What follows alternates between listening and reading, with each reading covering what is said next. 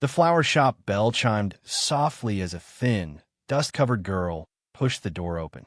Her clothes were worn, her hair tied back in a messy braid, and in her trembling hand she held a single red rose, small, wilted at the edges, wrapped in nothing but hope. The florist, arranging a bouquet for a wealthy client, barely glanced up, but the girl stood there silently, clutching that rose like it was the most precious thing in the world. "Excuse me," she whispered. Her voice was shaky, but her eyes carried a strange mixture of fear and determination. "Can you please make this look beautiful?" The florist finally turned, confused.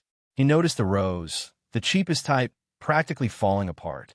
He also noticed her other hand stuffed in her pocket, squeezing a few coins as though she were afraid they would disappear. Before he could respond, the door swung open again. A glamorous woman walked in, bathed in perfume and wrapped in expensive clothes. She snapped her fingers. "I need a bouquet. Something big. Something impressive. Money's not an issue." The florist nodded eagerly, instantly giving her full attention. But the little girl remained at the counter, still holding her rose. The woman raised a brow. "Oh, are you in line?"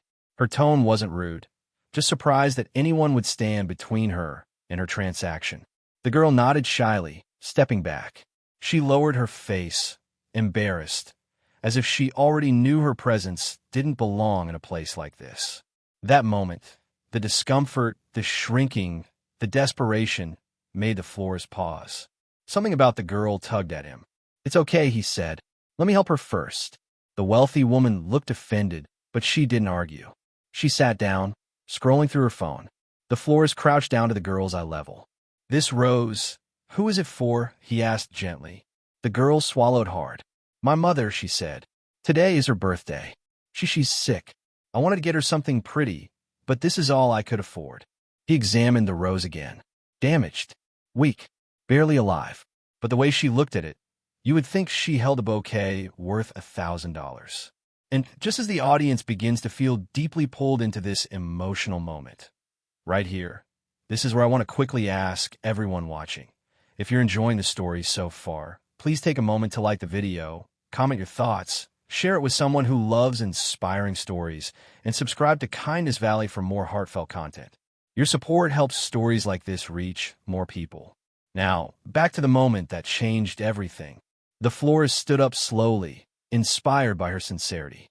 "Wait here," he said. He walked to the back of the shop, where scraps of ribbons, extra flowers, and unused wrapping paper were stacked. He began putting together something special, not just a bouquet, but a transformation. He trimmed the rose, revived the stem, added fresh baby's breath, tucked in white daisies for purity and pink carnations for affection. Then he wrapped everything in soft pastel paper with a delicate bow. When he returned to the counter, the little girl's eyes widened. She had never seen anything so beautiful. Is that my rose?" she gasped. He smiled. "Yes, every flower deserves a chance to shine." "How much?" she whispered.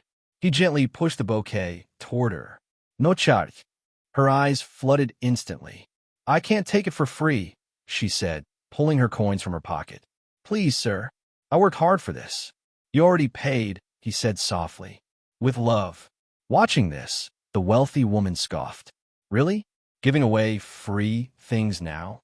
Must be nice to have all that spare time." But the florist didn't respond.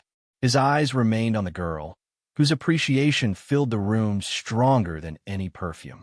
"Thank you," she whispered, hugging the bouquet as if it were treasure. She ran out of the shop with a lightness in her step that hadn't been there before. The wealthy woman walked back to the counter, rolling her eyes. "Anyway, where were we? I need that bouquet fast." The florist took a breath and nodded. He began preparing her expensive bouquet, but something had shifted. The woman was watching him quietly. After a moment, she spoke, softer than before. "That girl, she reminded me of myself," she admitted. "When I was young, before all this." She gestured to her clothes, her jewelry, her phone. "I never had anything, not even a rose." He looked up at her, surprised. "I want to pay for hers," she said suddenly.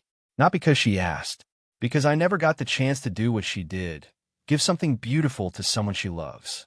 The florist's expression softened. He nodded, accepting the payment, not for himself, but to honor the girl's heart.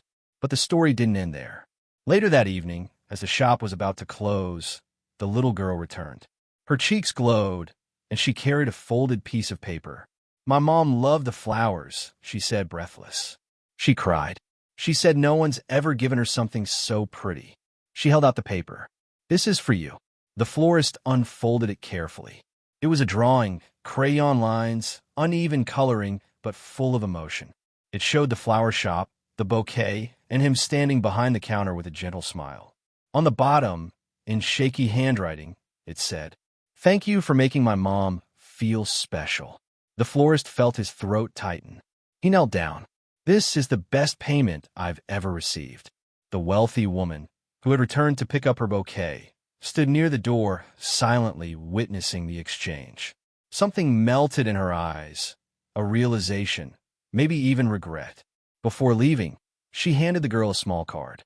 "If you ever need anything," she said softly, "come to this address. I'd like to help." The girl's eyes went wide. "Really?" "Yes, really." She smiled. Warm, kind, genuine. And for the first time, she looked nothing like the cold, wealthy customer who had walked in earlier. The florist turned off the shop lights that night, with the drawing still in his hands.